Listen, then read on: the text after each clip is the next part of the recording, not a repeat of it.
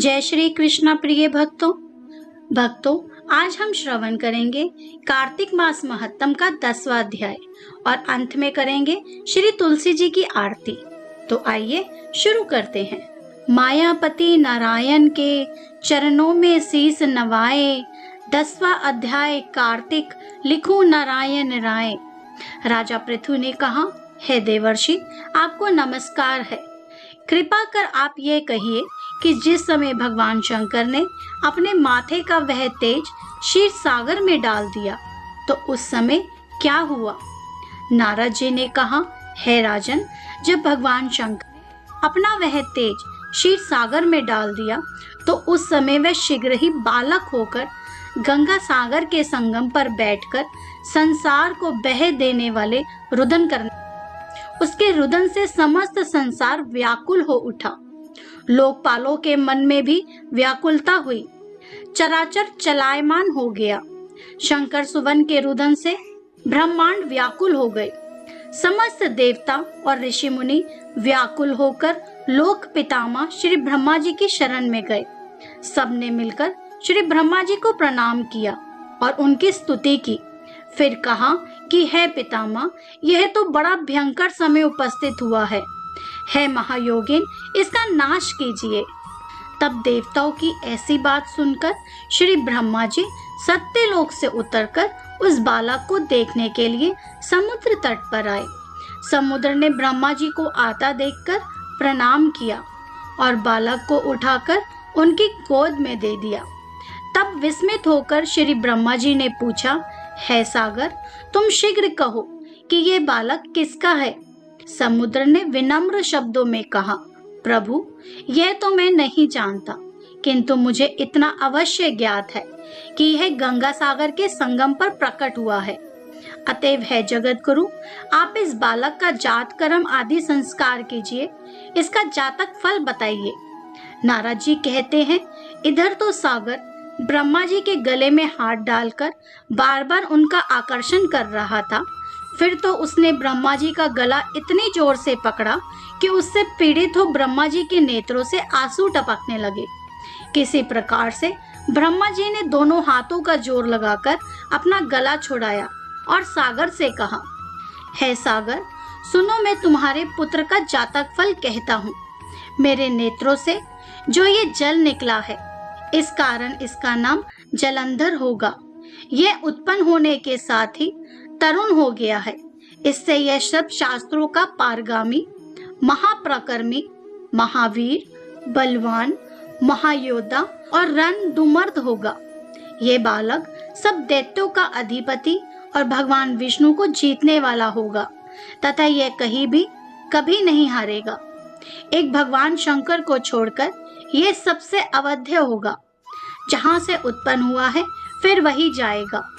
इसकी स्त्री बड़ी पतिव्रता, सौभाग्यशालिनी, सर्वांग सुंदरी और परम मनोहर, मिष्ट भाषणी तथा शीलवान होगी।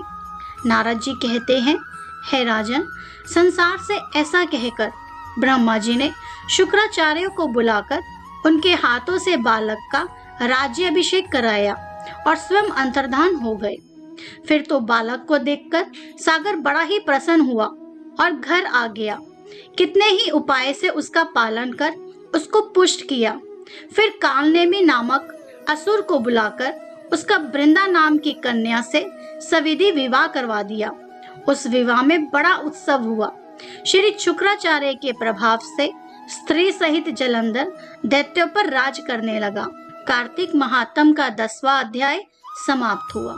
तो आइए शुरू करते हैं तुलसी जी की आरती। तुलसा महारानी नमो नमो, हर की पटरानी नमो नमो। कौन से महीने में बोई रानी तुलसा, तो कौन से महीने में हुई हरियाली। तुलसा महारानी नमो नमो, हर की पटरानी नमो नमो। आषाढ़ मास में बोई रानी तुलसा, तो सावन मास हुई हरियाली नमो नमो। तुलसा महारानी नमो नमो, हर की पटरानी नमो नमो। कौन से महीने में हुई तेरी पूजा, तो कौन से महीने में हुई पटरानी। नमो नमो तुलसा महारानी, नमो नमो हर की पटरानी, नमो नमो कार्तिक मास में हुई तेरी पूजा, मांगसिर मास हुई पटरानी। नमो नमो तुलसा महारानी, नमो नमो हर की पटरानी, नमो नमो केते जप तप किया रानी तुलसा, जो सालाग्राम हुई पटरानी। नमो नमो तुलसा महारानी, नमो नमो हर की पटरानी, नमो नमो 12 बरस जिजी कार्तिक नहाई, तो सालाग्राम हुई पटरानी। नमो नमो तुलसा महारानी, नमो नमो हर की पटरानी, नमो नमो 56 भोग 3600 मेवा, तो बिन तुलसा हर एक न मानी। नमो नमो तुलसा महारानी, नमो नमो हर की पटरानी, नमो नमो सांवरी सखिया मैया तेरे जस गावे, तो सबको ज्ञान सिखावे। नमो नमो तुलसा महारानी, नमो नमो हर की पटरानी, नमो नमो जो तुलसा को सवेरे गावे, तो श्री कृष्ण जी के दर्शन पावे। नमो नमो तुलसा महारानी, नमो नमो हर की पटरानी, नमो नमो जो तुलसा को दोपहर में गावे, तो खीर खांड के भोजन पावे।